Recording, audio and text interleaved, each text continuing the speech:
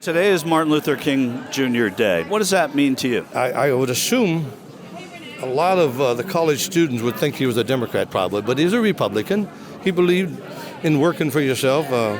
I know he worked on social issues too, but Candace Owens said the Civil Rights Bill was the worst thing to happen because it didn't give you the incentive to work. And 67% or something to that effect had whole families. Now it's only like 25%. Of who? Of the black race. But they don't give them an incentive to work. It's a very clear example of how a minority who racists might call their one black friend is useful to them.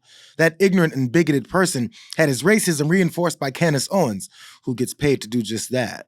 But some people are just comfortable making money by claiming that they're an inferior human. They left out the part that he talked about father absence as being a #1 contributor to the reason why Latinos and black Americans cannot contribute to the workforce or be as effective because they don't have the right preparedness in the workforce. It's the same thing Barack Obama was saying in 2008 in his Father's Day speech. This is a talking point? This is my. I'm answering her Leo, question. she didn't Don't cut me interrupt you. off. Hold on. It's so rude. So it's the same exact thing that he was basically saying that we saw Barack Obama say in 2008 about father absence and how it harms black Americans and Latino Americans because they don't grow up with the father in the home. But because Bloomberg said this under the Democrat Party, he's done. The good racist, the best racist on the left, by the way, is Bernie Sanders because he pretends to be their friend. He lies to black America's face when he knows he is going to be the one, like Lyndon Baines Johnson. He's Lyndon Baines Johnson 2.0, who is going to enact policies that are going to harm black America for the next 100 years. But he smiles in their face and he takes the bait. Even one of Fox's most agreeable resident black contributors, Leo Terrell, looked like he couldn't stand to listen to any more of her profitable self-hate. And it's profitable because it's harder for their bigoted base to repeat their white supremacy when known white pundits spew the same thing. We note in our piece that Kirk describes King as, quote, a bad guy. It's true. And Kirk's self-described very, very radical view that the country made a mistake when it passed the Civil Rights Act. Also true.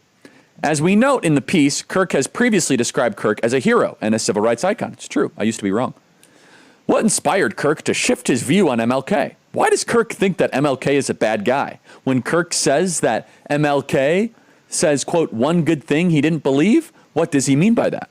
Why does Kirk believe passing the Civil Rights Act was a mistake? Now, again, apparently they don't listen to the show because we do that at least once a week, right? Once a week we talk about why the Civil Rights Act was a mistake. There's no nuance here. They're not saying that the Civil Rights Act was bad because it didn't go far enough while the country's racism was openly systemic. It just did too much for those inferior people that are supposed to have limited access to the country that they feel should only benefit white folks. And since they've been given primary access for hundreds of years, doing anything about it looks a lot like the unfairness that they've always enjoyed. And it took years for me to get to the place where understand that the promise of color blindness is one of the reasons why people would say, yes, I support the Civil Rights Act.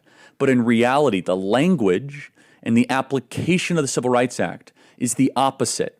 It's a color preference act, not a color blindness. We've known that Charlie Kirk is a proud racist for a long time. And we also know that Candace Owens parrots the same hatred for her piece of the American dream.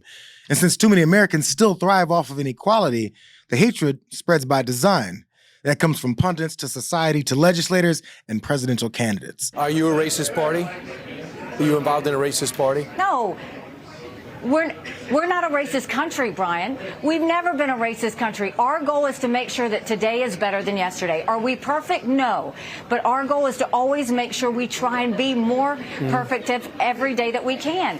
I know I faced racism when I was growing up, but I can tell you today is a lot better than it was then.